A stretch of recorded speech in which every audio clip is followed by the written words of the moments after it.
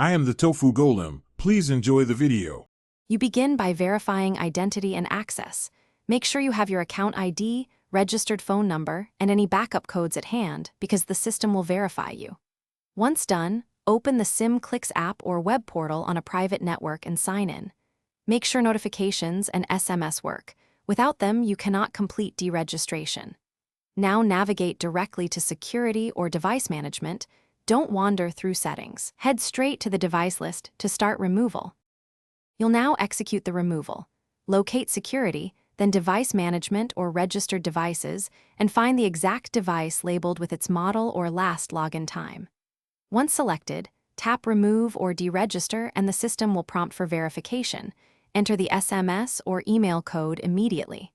After confirming, allow the server a minute to propagate changes. If the device still shows up, refresh the page and clear cached sessions. That forces the new state to appear and completes the deregistration process.